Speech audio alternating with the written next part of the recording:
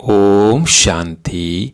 आज 19 अप्रैल 2025 की साकार मुरली। आज बाबा ने कहा, मीठे बच्चे बेहद बाप के साथ वफादार रहो तो पूरी माइट मिलेगी, माया पर जीत होती जाएगी। प्रश्न, बाप के पास मुख्य अथॉरिटी कौन सी है, उसकी निशानी क्या है? उत्तर, बाप के पास मुख्य ज्ञान की अथॉरिटी ज्ञान सागर है, इसलिए तुम बच्चों को पढ़ाते हैं। आप समान नॉलेजफुल बनाते हैं।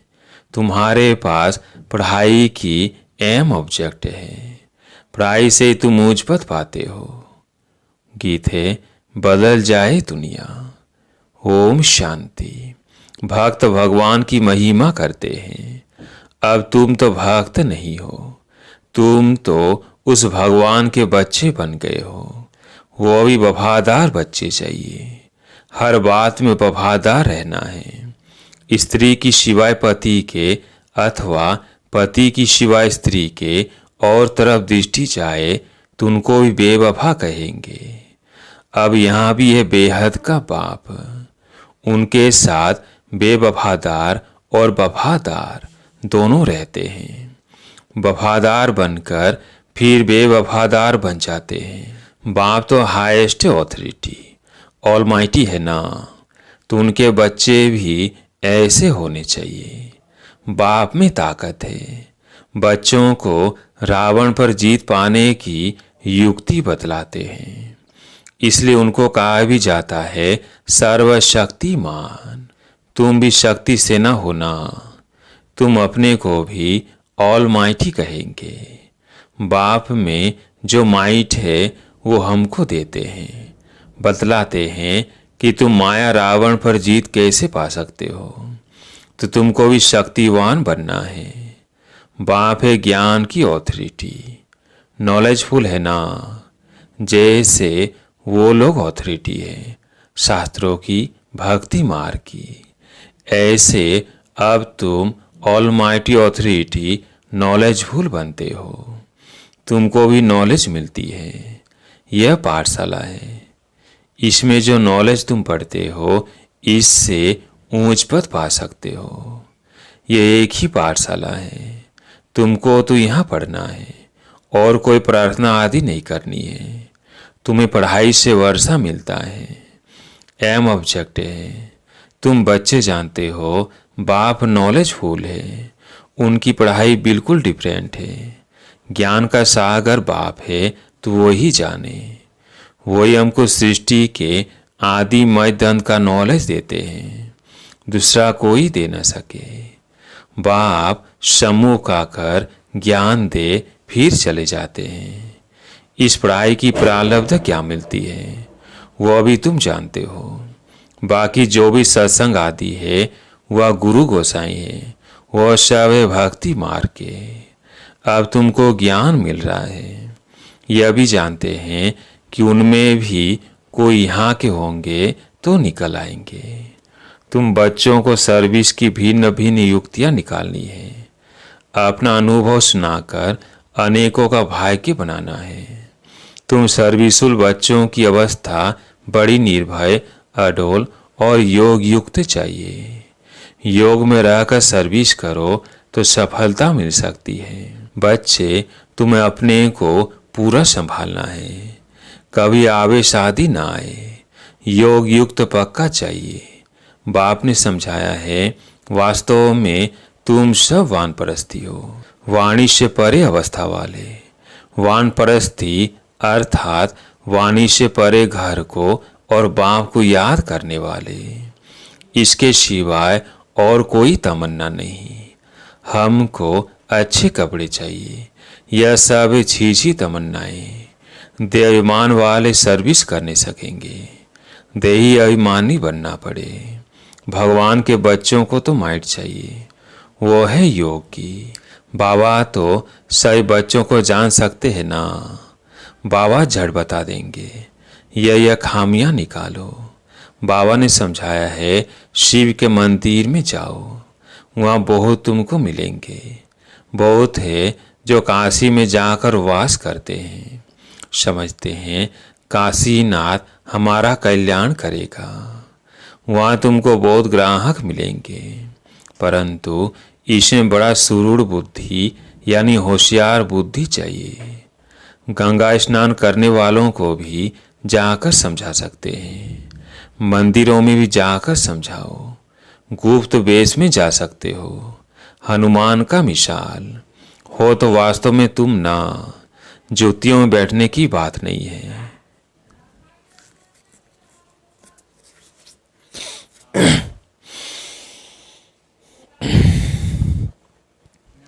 इसमें बड़ा समझू से आना चाहिए। बाबा ने समझाया है, अभी कोई भी कर्मातीत नहीं बना है, कुछ न कुछ खामियां जरूर है। तुम बच्चों को नशा चाहिए कि ये एक ही हट्टी है जहाँ सबको आना है। एक दिन ये सन्यासी आदि सब आएंगे। एक ही हट्टी है तो जाएंगे कहाँ? जो बहुत भटका हुआ होगा उनको ही रास्ता मिलेगा और समझेंगे ये एक ही हट्टी है। सबका सदगति दाता एक बाप है ना। ऐसा जब नशा चढ़े तब बात है। बाप को यही होना है ना, मैं आया हूँ पतितों को पावन बनाए, शांति धाम सुख धाम का वर्षा देने।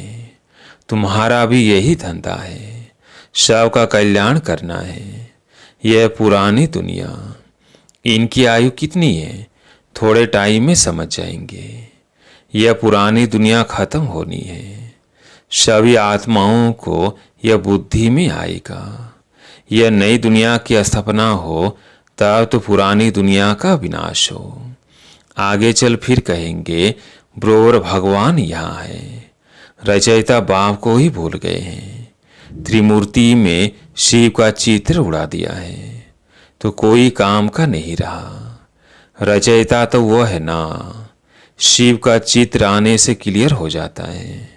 ब्रह्मा द्वारा स्थापना, प्रजापिता ब्रह्मा होगा तो जरूर बीके भी होने चाहिए। ब्राह्मण कुल सबसे ऊंचा होता है, ब्रह्मा की औलाद है। ब्राह्मणों को रचते कैसे है यह भी कोई नहीं जानते। बाप ही आकर तुमको शूद्र से ब्राह्मण बनाते हैं। यह बड़ी पचेली बातें हैं। बाप जब सम्मुख आकर समझाए तब समझे। जो देवताएं थे वो शूद्र बने हैं।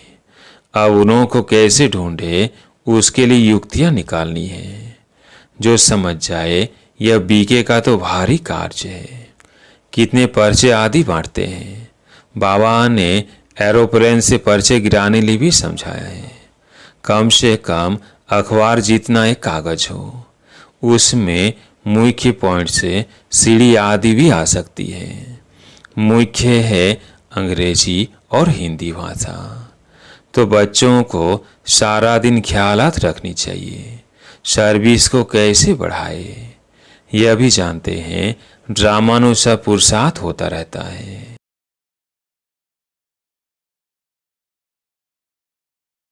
समझा जाता है ये सर्विस अच्छी करते हैं, इनका पद भी ऊंच होगा। हर एक एक्टर का अपना पार्ट है, यह भी लाइन जरूर लिखनी है। बाप भी इस ड्रामा में निराकारी दुनिया से आकर साकारी शरीर का आधार ले पार्ट बजाते हैं। अभी तुम्हारी बुद्धि में है कौन कौन कितना पार्ट बजाते हैं। तो ये लाइन भी मुख्य है, सीध कर बतलाना है। यह सृष्टि चक्र को जानने से मनुष्य सौदर्शन चक्रधारी बन चक्रवर्ती राजा विश्व का मालिक बन सकते हैं। तुम्हारे पास तो सारी नॉलेज है ना। बाप के पास नॉलेज है ही गीता की, जिससे मनुष्य नर से नारायण बनते हैं। फूल नॉलेज बुद्धि में आ गई तो फिर फूल बादशाही चाहिए। तो बच्चों को ऐसे से ख्याल कर बाप की सर्विस में लग जाना चाहिए। जयपुर में भी ये रूहानी म्यूजियम अस्थायी रहेगा। लिखा हुआ है इनको समझने से मनुष्य विश्व का मालिक बन सकते हैं। जो देखेंगे एक दो को सुनाते रहेंगे। बच्चों को सदा सर्विस पर रहना है। मम्मा भी सर्विस पर है, उनको मुकर्रर किया था। यह कोई शास्त्रों में है नहीं कि सरस्वती कौन है। प्रजापिता ब्रह्मा की सिर्फ एक बेटी होगी क्या? अनेक बेटियां अनेक नाम वाली होंगी ना। वो फिर भी अडॉप्ट थी, जैसे तुम हो। एक हेड चला जाता है तो फिर दूसरा स्थापन किया जाता है। प्राइम मिनिस्टर भी दूसरा स्थापन कर लेते हैं। एबुल समझा जाता है तब उनको पसंद करते हैं। फिर टाइम पूरा हो जाता है तो फिर दूसरे को चुनना पड़ता है। बाप बच्चों को पहला मैनर्स यही सिखलाते हैं कि तुम किसका रिगार्ड कैसे रखो। अनपढ़े जो होते हैं उनको रिगार्ड रखना भी नहीं आता है। जो जास्ती तीखे हैं तो उनका सबको रिगार्ड रखना ही है। बड़ों की रिगार्ड रखने से वो भी सीख जाएंगे। अनपढ़े तो बुद्धू होते हैं। बाप ने भी अनपढ़ों को आकर उठाया है। आजकल फीमेल को आगे रखते हैं। तुम बच्चे जानते हो हम आत्माओं की सगाई परमात्मा के साथ हुई है। तुम बड़े खुश होते हो। हम तो विष्णुपुरी के मालिक जाकर बनेंगे। कन्या का बिगर देखे भी बुद्धियोग लग जाता है ना। यह भी आत्मा जानती है। यह आत्मा और परमात्मा की सगाई वंडरफुल है। एक बाप को ही याद करना पड़े, वो तो कहेंगे गुरु को याद करो, फलाना मंत्र याद करो। यह तो बाप ही सब कुछ है। इन द्वारा आकर सगाई कराते हैं। कहते हैं मैं तुम्हारा बाप भी हूँ, मेरे से वर्षा मिलता है। कन्या की सगाई होती है तो फिर भूलती नहीं है। तुम फिर भूल क्यों जाते हो? कर्मातीत अवस्था को पाने में टाइम लगता है। कर्मातीत अवस्था को पाकर वापिस तो कोई जा न सके। जब साजन पहले चले फिर बारात जाए। शंकर की बात नहीं, शिव की बारात है। एक है साजन, बाकी सब है सजनियां। तो यह शिव बाबा की बारात नाम रख दिया है बच्चे का। दृष्टांत दे समझा जाता है। बाप आकर गोल गोल बनाए सबको ले जाते हैं। बच्चे जो काम चिता पर बैठ पतित बन गए हैं उनको ज्ञान चिता पर बिठाए गोल गोल बनाकर सभी को ले जाते हैं। यह तो पुरानी दुनिया है ना। कल्प कल्प बाप आते हैं। हम छीछी को आकर गोल गोल बनाए ले जाते हैं। रावण छीछी बनाते हैं और शिव बाबा गोल गोल बनाते हैं। तो बाबा बहुत युक्तियां समझाते रहते हैं। अच्छा, मीठे मीठे सिकिलधे बच्चों प्रति माता पिता बाप दादा का याद प्यार और गुड मॉर्निंग। रूहानी बाप की रूहानी बच्चों को नमस्ते। हम रूहानी बच्चों की रूहानी बाप दादा को याद प्यार गुड मॉर्निंग नमस्ते नमस्ते। धारणा के लिए मुख्य सार। पहला पॉइंट है खाने पीने की छीछी तमन्नाओं को छोड़ देही अभिमानी बन सर्विस करनी है। याद से माइट यानी शक्ति ले निर्भय और अडोल अवस्था बनानी है। दूसरा पॉइंट है जो पढ़ाई में तीखे होशियार है उनका रिगार्ड रखना है। जो भटक रहे हैं उनको रास्ता बताने की युक्ति रचनी है।